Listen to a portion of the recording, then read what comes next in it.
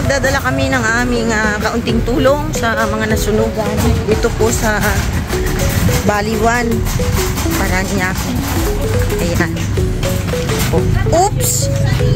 Doon. Sa may gate doon. Doon po.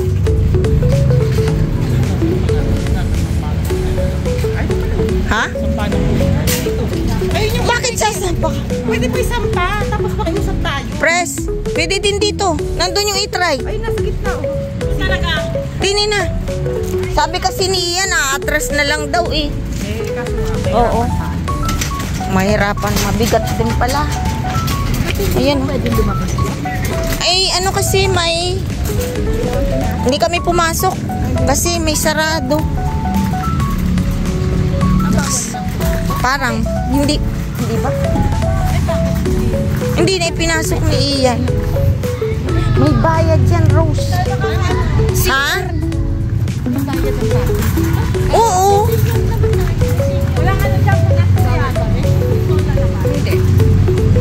Dito pa rin ang labas natin? Pwede naman dyan. Ayun yung drive. Ano talaga? Bye. Thank you. Doon rin pala. Okay lang. Kaya yan, kaya. Okay na, dito na. Malapit na tayo. May bayad dyan. 50 pesos nga. Oo, 50 pesos. Magkano? 50.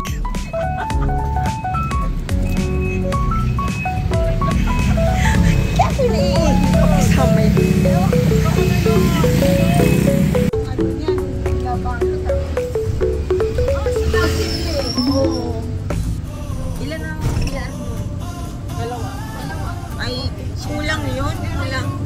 Dapat nagbayad sila ng ano,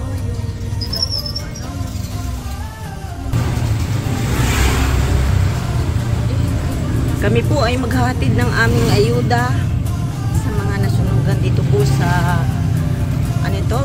Buho? San Antonio, Baliwan. Nasa 85 families po ang affected.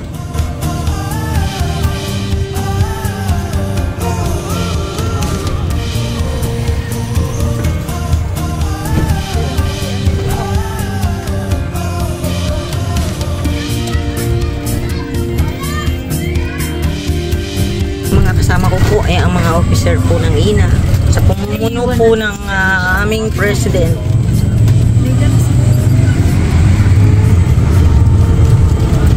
May dala sila Asia.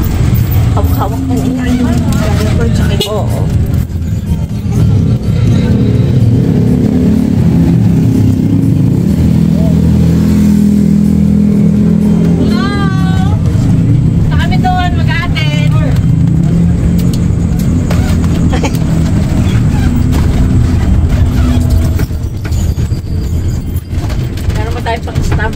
Starbucks. Hindi natin kasama si Tita. Hindi, may naglalong eh. Andito naman si Tita. Tita Mirna. Dito po si Tita Mila. Tita Mila, Tita Rose. Si Tito Ian. Tita Lynn. Tita Lynn. Nandito pa ang mga tita. Nandito pa ang tita sa Manila. Wala ang problema yan. Sasahod tayo bukas, papalitan natin yan. Magkano ba yan? Nakita ko yung balance ko, 25 cents na lang. Sasahod raw siya bukas. Wala pa nga. Lalapit tayo. Wala, uy, sinabi ko sa sahod ko ha. 25, 25.10. With you, I'm in love with you, I'm in love with you, I'm in love with you, I'm in love with you, I'm in love with you. Pero wala pa pa. Sa pa. At tawag-tawag ko, walang babae sa pagpapalong.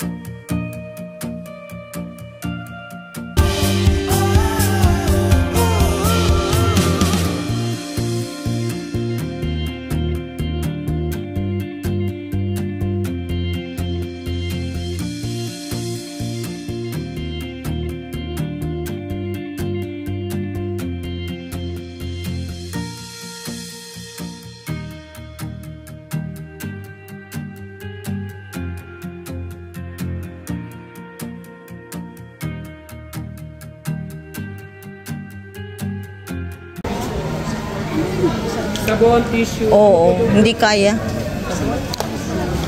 Sabon, tissue, Colgate daw, meron din. Colgate, sabong pampaligo, shampoo. Colgate. Hygiene kit na lang ilagay yung hygiene kit. Pero may ano eh. May dishwashing daw.